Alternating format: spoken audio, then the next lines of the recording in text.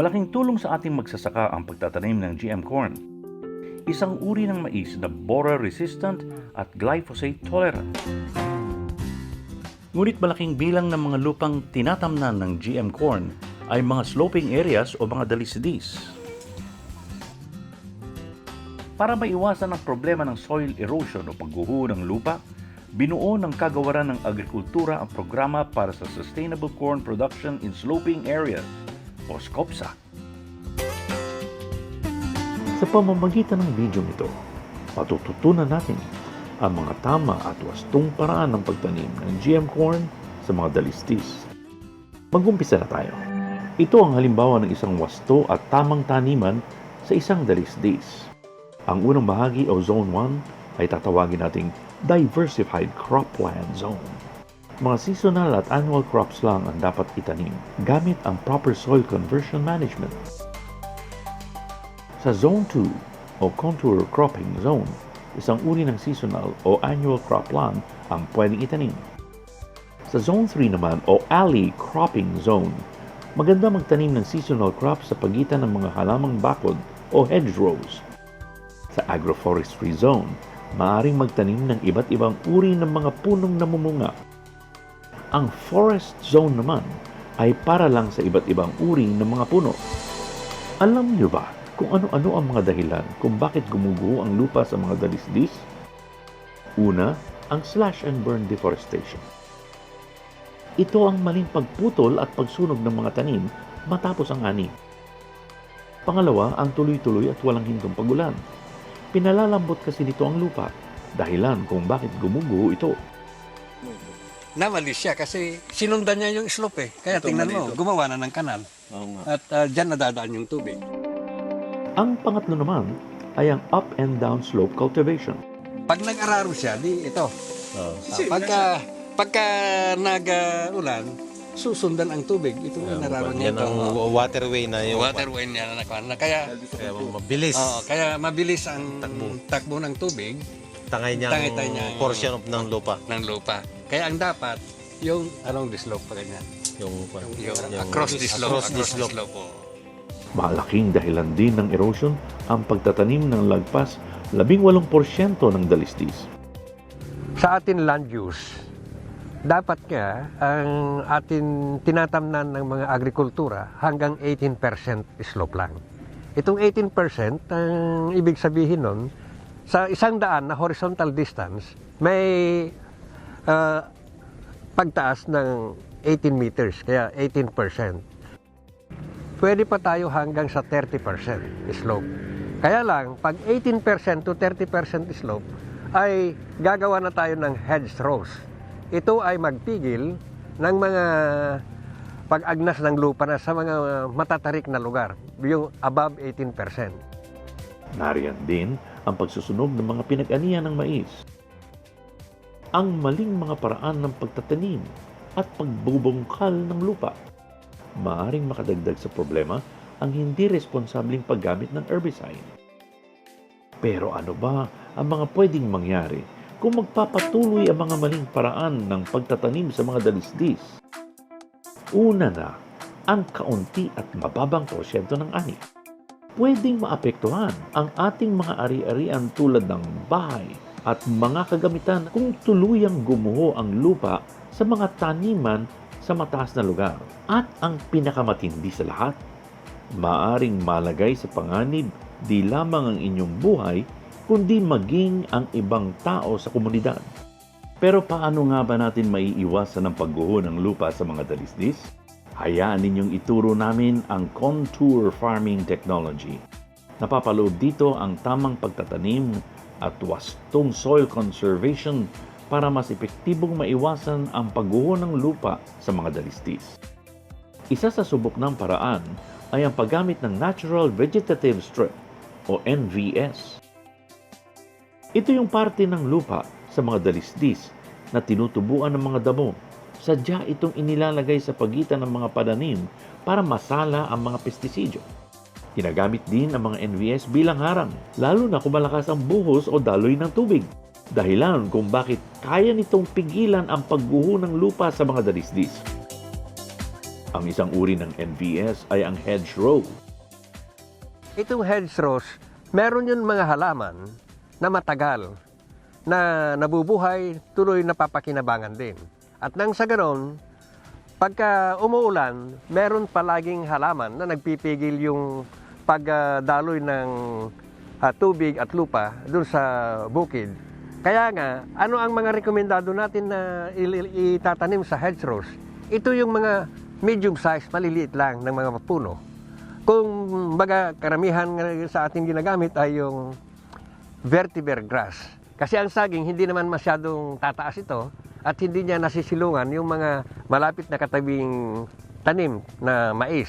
Kaya pwede rin itong saging. Ang kagandahan ng saging, pag tinanim mo ito, nagsusuwi. At may kapalit na yan. Pagka pinutol mo yung saging na namunga, may kapalit na naman. Kaya hindi mo na kailangan nabubungkalin ulit. Palaging binubungkal mo yung hedgerows mo. At sa mga puno naman, tulad ng mga kalamansi, kasi maliliit lang naman ito. Yan. Aswete.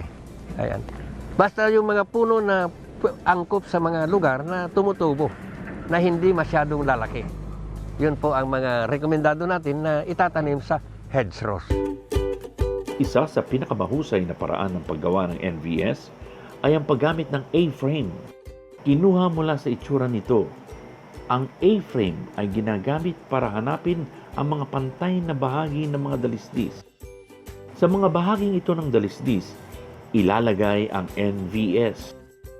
Sa conservation farming naman, inaasahang kada taon ay kaya nitong pigilan ang pagguho ng humigit kumulang 20 tonelada ng lupa kada ektarya.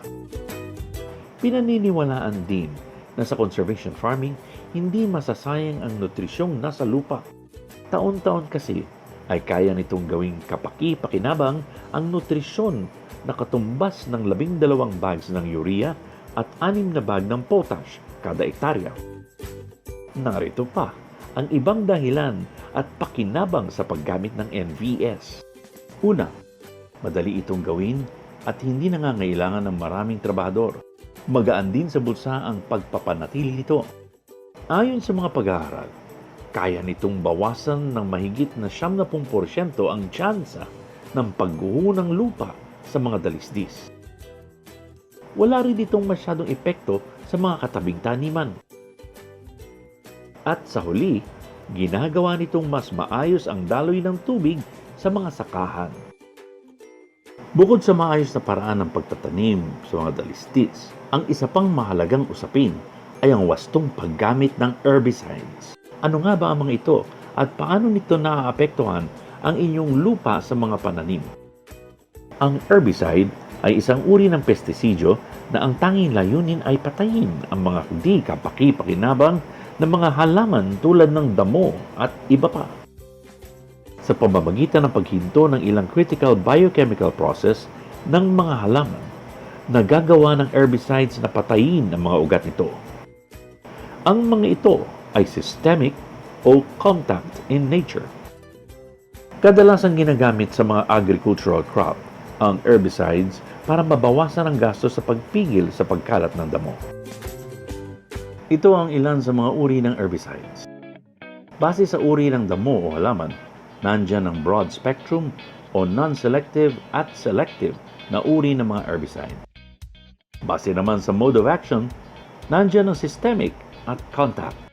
At kung base naman sa bilis ng pagdami at paglaki ng mga damo, mayroong mga herbicide na pre-emergent, early post-emergent, mid-post-emergent, at late post-emergent. Pero ano nga ba ang papel ng mga herbicides sa mga pananim na nasa mga dalisdis? Una, binabawasan nito ang gastos sa pagkuha ng mga ekstrang manggagawa para tabasin ang mga damo at kailangang halaman.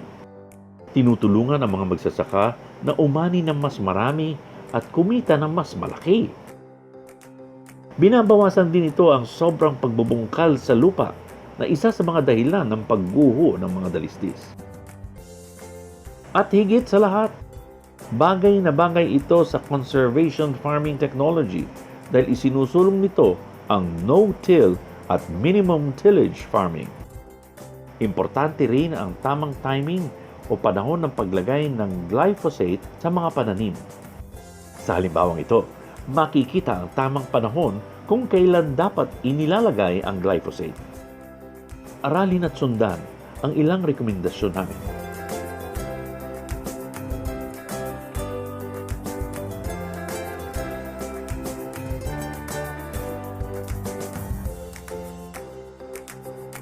Paalala, importanteng tama at wasto ang unang paglalagay ng herbicide.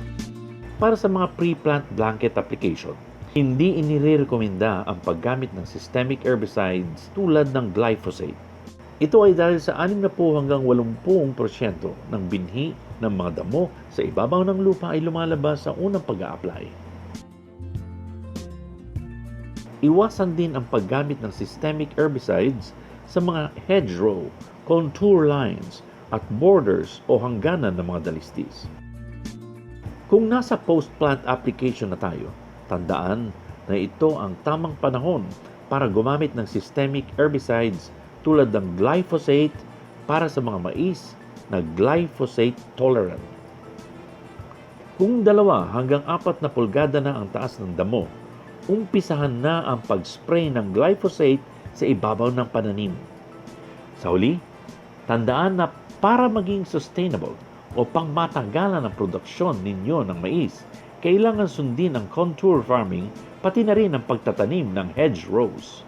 Makabubuti rin kung iiwasan ang pagtatanim sa mga dalisdis na mas mataas pa sa 18%. Tandaan din po natin na gumamit ng FPA-registered herbicides sa ating pagtatanim ng mais para makasiguro. Sa ngayon, ito pa lamang ang mga produkto na aprobado ng FPA. Bago tayo magtapos ay isang paalala lamang. Meron tayong 5 tinatawag na golden rules sa paggamit ng pamatay peste. Una, tandaan nyo na ang pamatay peste by nature ay mga lason. So, lubos na pag-iingat ang ating kailangan. Pangalawa, pag kayo ay bibili ng pamatay peste, lagi niyong basahing maigi at pag-aralan kung ano ang nakalagay sa etiketa. Pangatlo, tuwing kayo mag-handle at gagamit ng pamatay peste, dapat panatiliin ang kalinisan. Pang-apat, importante rin na dapat niyong pangalagaan ang ginagamit niyong equipment kapareho ng knapsack sprayer.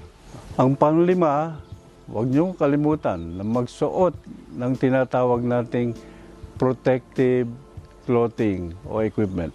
Subok na ang programang SCOPSA ng Kagawaran ng Agrikultura. Tandaan na sa wastong pagsunod sa programa, kayang-kaya nating paunlarin at palawigin ang ating mga taniman sa mga dalisdis. Maraming salamat po.